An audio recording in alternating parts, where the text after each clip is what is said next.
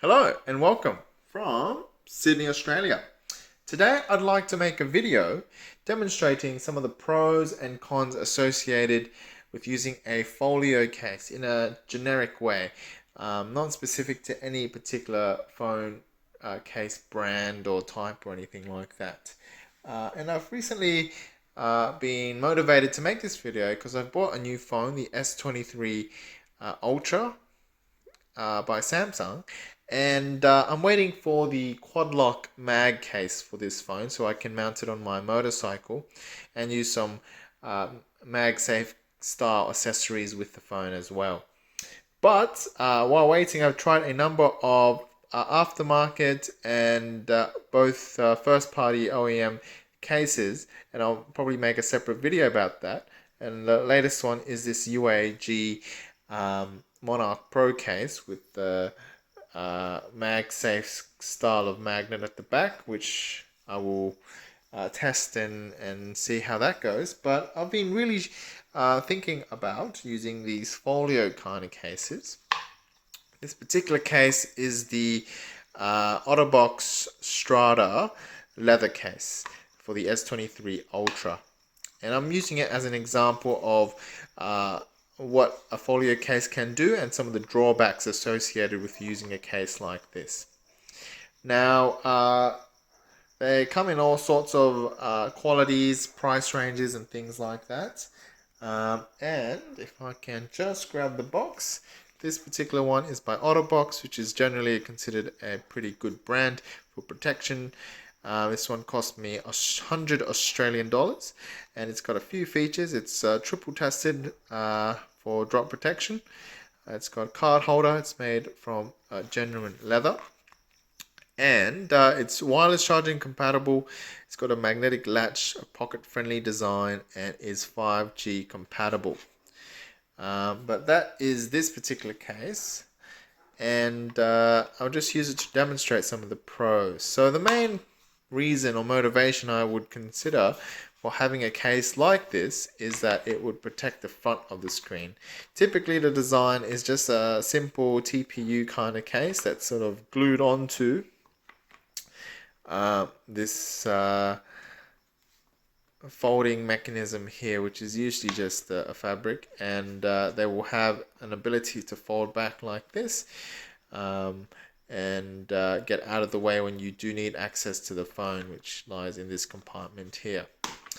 Now, having this protection for the screen gives you extra peace of mind and confidence, especially if you're a person who carries pens and keys and coins, cards and other miscellaneous items in your pocket.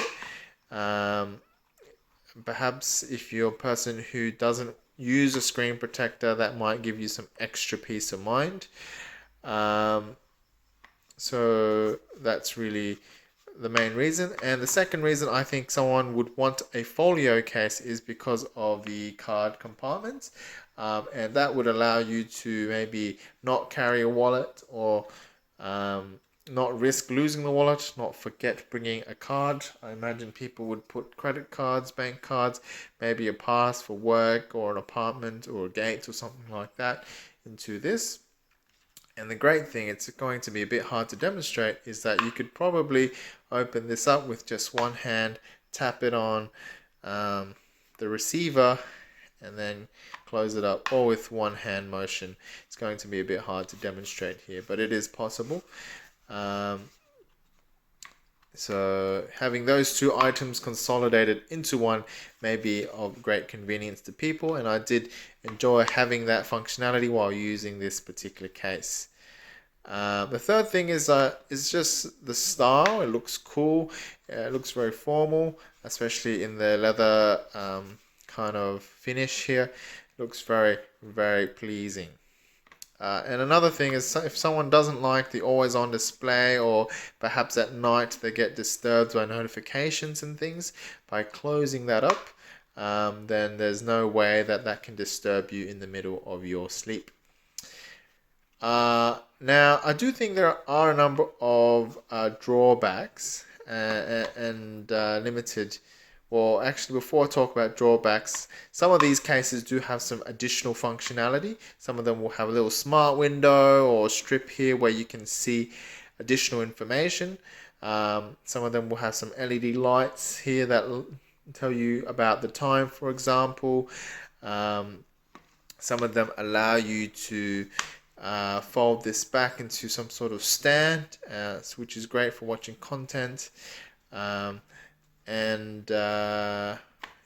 it's actual additional functionality without increasing much to the bulk of the device. However, this kind of design does come with a number of drawbacks, and I think in 2023 these are pretty significant drawbacks. The main thing is the convenience of accessing the device. You've got another step holding you or between you and accessing the content. So if you have only one hand free, it is possible to manipulate the case like this and start typing away. And to close it with one hand is also possible, but it is another extra step, and if you're a person who doesn't want another barrier between you and your content, then that is a downside.